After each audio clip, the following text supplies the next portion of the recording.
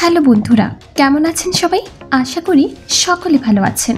বন্ধুরা, আজকে আমরা এমন একটি দেশ সম্পর্কে কথা বলতে চলেছি যে দেশটি স্বাধীন হওয়ার পর কখনো নির্বাচন হয়নি, যে দেশটিতে অপরাধের শাস্তি হিসেবে এখনো চাবুক মারা হয়, যে দেশের সবচেয়ে ধনী ব্যক্তি সে দেশের সুলতান, যে দেশটির প্রতিটা পরিবারে নিজস্ব গাড়ি রয়েছে, যে দেশের সুলতানের প্রায় ৫,০০০-এর বেশি গাড়ি স্টক আছে। হ্যাঁ বন্ধুরা, আজকে আমরা কথা বলবো ইসলামিক শরিয়ার শান্তিপূর্ণ দেশ ব্রুনাই সম্পর্কে।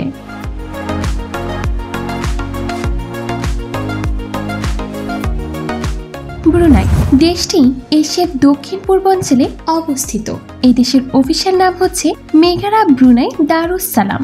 এর বাংলা অর্থ সতর্ক এবং শান্তি। এটা একটি ইসলামিক রাষ্ট্র।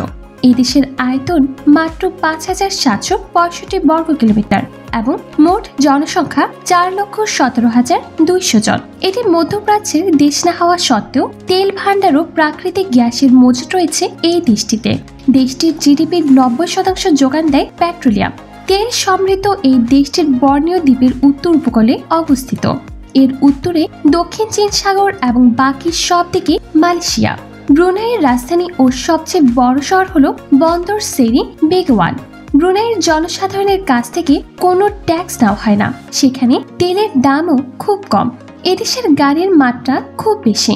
বলা হয়ে থাকে এই দেশের প্রায় পরিবারের কাছে ৩টি করে গাড়ি থাকে। এখানকার অফিসিয়াল ভাষা হলো মালয়, তবে ইংরেজিরও ব্যাপক প্রচলন আছে। ব্রুনাইয়ের কারেন্সি হলো ব্রুনাই ডলার। এক ব্রুনাই ডলার সমান বাংলাদেশের ৬০ টাকা ৭০ পয়সা। এখানকার সুলতানি পরিবার গত ৬০০ বছর যাবৎ ব্রুনাই শাসন করে আসছে, যা দক্ষিণ এশিয়ার সবচেয়ে পুরাতন সুলতান। গ্রিনিস ওয়ার্ল্ড রেকর্ড অনুসারে ১৯৯৩ সাল পর্যন্ত পৃথিবীর সবচেয়ে ধনী ব্যক্তি এখানকার সুলতান ছিল। বর্তমানে সেখানকার সুলতানের বয়স ৭০ বছর হয়ে গেছে। আজও পর্যন্ত সে পৃথিবীর ধনী ব্যক্তিদের লিস্টে রয়েছে। এখানে সুলতানের ভবনের নাম ইস্তানা নুরুল ইমান, যেটা পৃথিবীর বড় বড় ভবনগুলোর মধ্যে অন্যতম।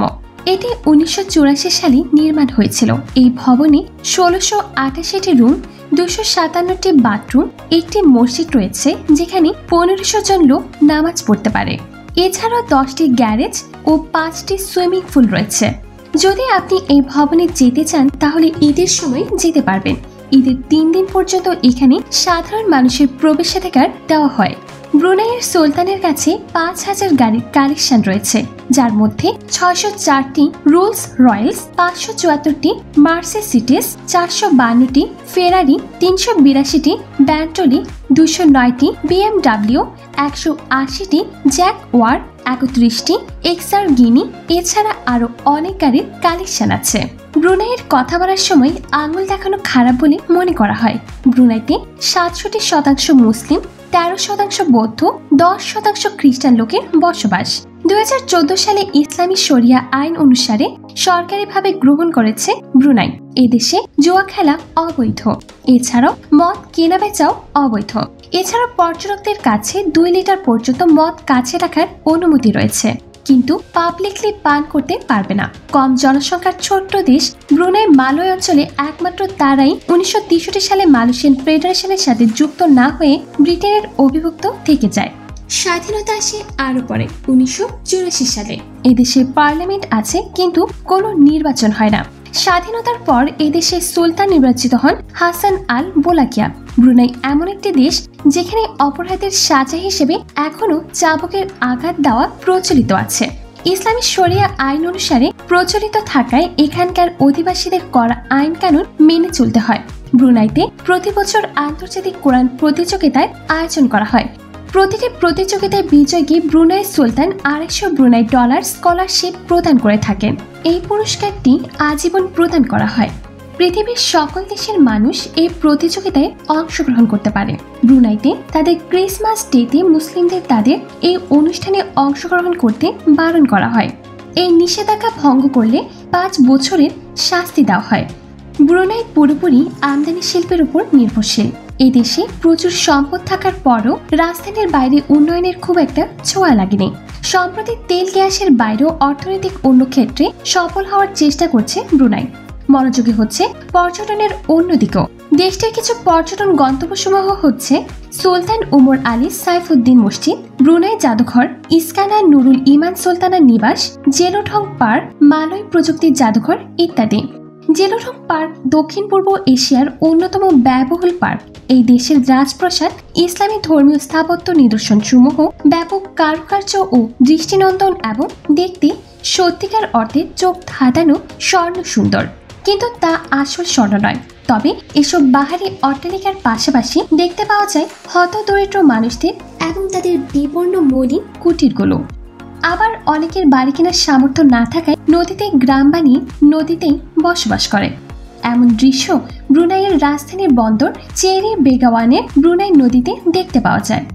বর্তমানে এটি বিশ্বে ঐতিহ্যবাহী নদীগ্রাম এবং বিশেষ আকর্ষণীয় পর্যটন স্থানে পরিণত হয়েছে। এই নদীগ্রামে 30,000-এরও বেশি মানুষ বসবাস করে। ব্রুনাই নাগরিকদের ভিন্ন ভিন্ন সামাজিক মর্যাদা আছে। এদেশে বিনা খরচে লেখাপড়া এবং চিকিৎসা সেবা, বার্ধক্য বীমা, কম সুদে ঋণ পাওয়া ইত্যাদি সামাজিক সুবিধা বিদ্যমান আছে। কিন্তু ব্রুনাইয়ের সকল নাগরিক এসব সুবিধা পায় না। কেবলমাত্র 1/3 নাগরিকরাই এইসব সুবিধা পেয়ে থাকেন। ব্রুনাইয়ের মুসলিমদের মাঝে সৌহার্দ্য, প্রীতি ও সহানুভূতি গুণ লক্ষ্য করা যায়। বিশেষ করে রমজান মাসে তা দ্বিগুণ হয়ে যায়। বিশেষ করে সম্পদশালীরা দরিদ্রদের সহযোগিতায় সবচেয়ে বেশি এগিয়ে আসে রমজান মাসে। রোজা শুরু হওয়ার 1 সপ্তাহ পূর্বেই তারা গরিবদের মাঝে সকল খাবার বিতরণ করা শেষ করে ফেলে, যেন কোনো মুসলমানের খাবারের অভাবে রোজা রাখতে কষ্ট না হয়।